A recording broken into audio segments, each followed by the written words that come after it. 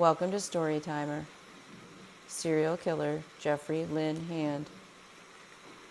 It was that driving from Terre Haute down toward Evansville that stuck in my mind. In the summer of 1973, Jeffrey Lynn Hand picked up a couple on Highway 41. He had just been fired from 2 different Evansville jobs in the months before. What was he doing driving from Terre Haute? It made me think that he probably drove around a lot out of a feeling of uneasiness, boredom, restlessness. Jeffrey Lynn Hand grew up in Washington, Indiana. It's a nice little town in southwest Indiana. Yearbook photos of him look so typical and all-American. He looks so much like every other kid in those photos. He resembles child actor Jay North from the old Dennis the Menace television show when he was a kid. In 2019, Parabon Nanolabs solved the long, cold 1972 murder case of Indiana State University student Pamela Milam. Her killer, Jeffrey Lynn Hand, was infamous in Indiana in the early 70s, but most people would not recognize his name today. It's a tangled story, but let's start at the point that the public in Indiana found out about Jeffrey Lynn Hand. In 1973, newlyweds Carol and Jeffrey Wayne Thomas were traveling back to their home in Evansville after visiting family in Chicago. Like so many young people in those days, they were hitchhiking. For young people, it seemed an easy and cheap way to get around. The trip to Chicago had gone okay, and now they were headed back home. They got a ride from a young, blonde, white man south of Terre Haute.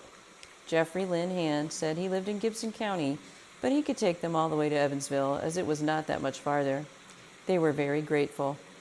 Carol and Jeffrey Wayne had had some trouble getting rides, as they were an interracial couple, and there were a lot of racist people in the world. But they were kind people, and they thought if they were nice to people, they could change minds and work toward educating people. The ride south on Highway 41 went fine. But then Jeffrey Lynn Hand turned off toward his farm in Gibson County, saying he needed to get something before they could continue south to Evansville. The Thomases were not too concerned. It was only a quick detour, and they were thankful for the ride. They couldn't complain. As they pulled up to the farmhouse, Jeffrey Lynn Hand pulled a gun and said he was robbing them.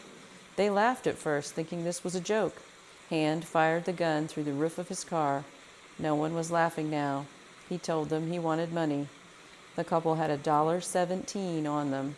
They were hitchhiking home because they had nothing. This is 1973. They didn't have credit cards. Being newlyweds and young, they had no valuables. They said they might be able to borrow some money from family and friends if Hand took them to Evansville. Hand didn't want to take them both, so he tied Carol's hands and feet and left her in a grain bin.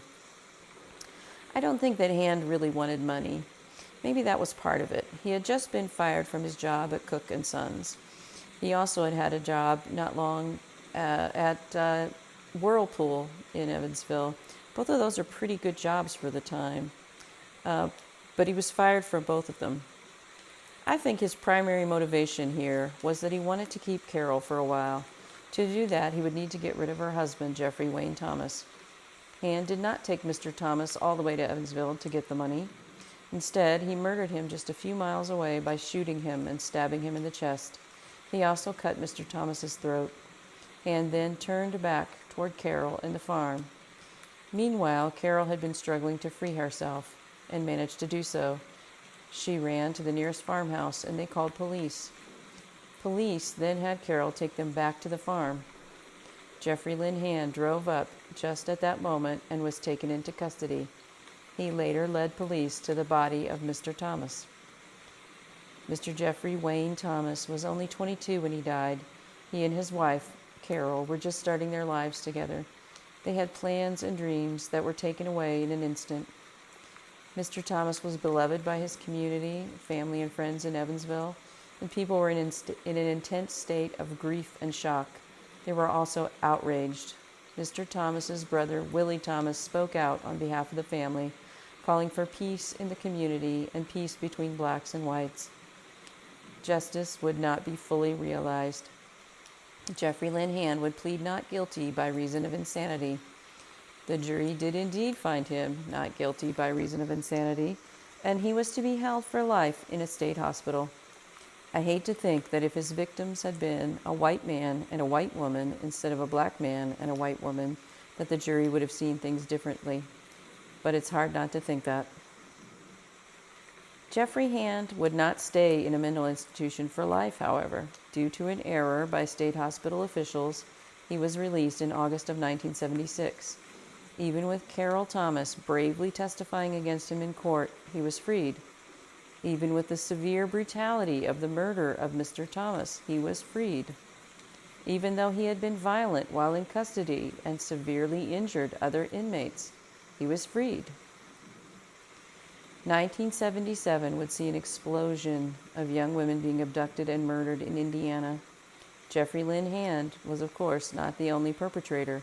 We know of several who were in and out of custody. I'm trying to put together a timeline of those known perpetrators and the months that they would have been free to offend. On January 24th, 1978, Jeffrey Lynn Hand would attempt to abduct a woman from a Kokomo shopping mall and would die in a shootout with police. One police officer was wounded. The woman, luckily, escaped unharmed. Jeffrey Lynn Hand would pose no more danger to the world. At the top of this article, I mentioned Pamela Milam. In 1972, she was a student at Indiana State University in Terre Haute. On September 15th, she disappeared. Her roommates, friends, and family knew that this was not like her. Her father then drove to Terre Haute to search for her. He found her red 1964 Pontiac Tempest in a parking lot in the campus. He had a spare key, and so he searched the car.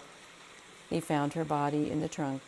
She had been strangled, and her hands were tied behind her back. Her mouth was covered in an excessive amount of adhesive tape.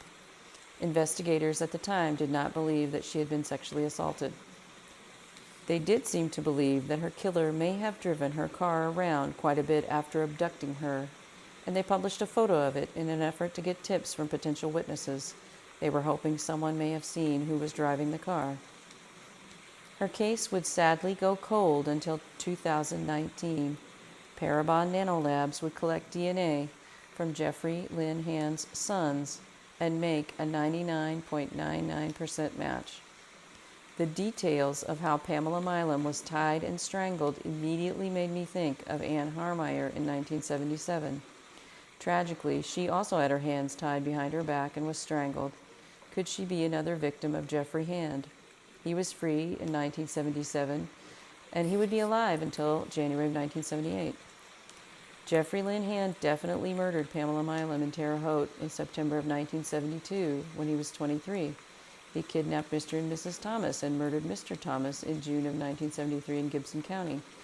He was free from mid-August of 1976 until he attempted a kidnapping in January of 1978 in Kokomo and was killed by police. That tells us that he got around. Terre Haute, back down to Gibson County, back up to Kokomo. He wasn't staying at home. What about the murders before 1973 and 1972? What about those murders after he was freed in 1977, like Anne Harmeyer? What about Christine Kozik near Purdue in 1977? What about Linda Sue Ferry, who was also murdered and locked in her own trunk in 1977, much like Pamela Milam? What about Julianne Seyfried of Indianapolis?